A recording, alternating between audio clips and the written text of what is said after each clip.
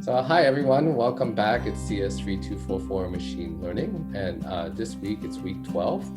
And we're going to close out our lectures going all the way back, looping back to our first segment on paradigms of machine learning. So we're going to cover the last final topic of unsupervised learning.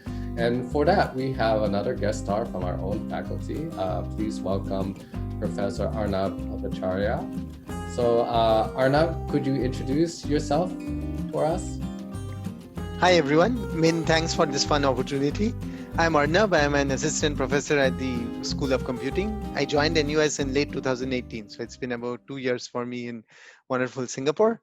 What I work on, broadly speaking, is algorithms for inference and hypothesis testing problems.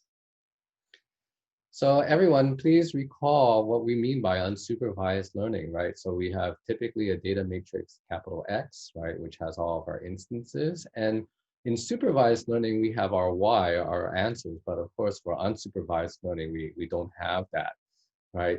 So unsupervised learning is also a large focal point of current research. And like a lot of topics in our course, because it's an introduction, it really deserves its own course. And of course, you can take that in SOC in your later years.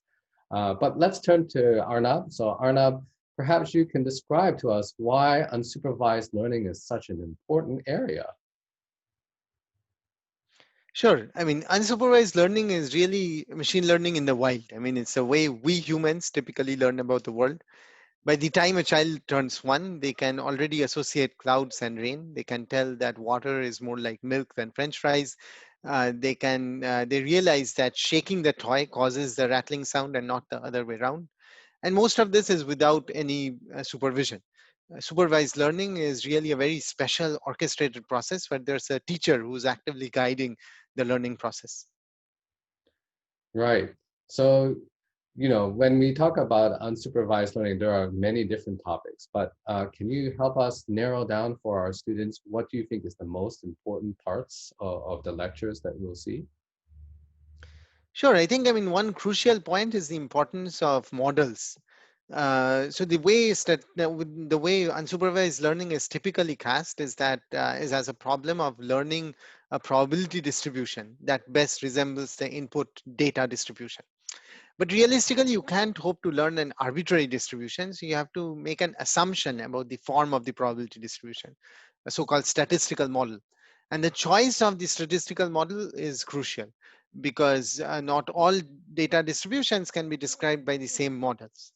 Um, a good model should be expressive enough so that it captures the phenomenon in data that you are studying. On the other hand, it should be restricted in some way so that the distribution can be described by a small number of parameters, which can be learned in a reasonable amount of time.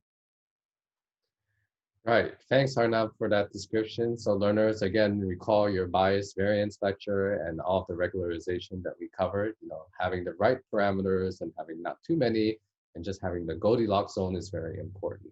So we'll come back to Arnav in the second half in the outro, as we always do. So for now, let's get started.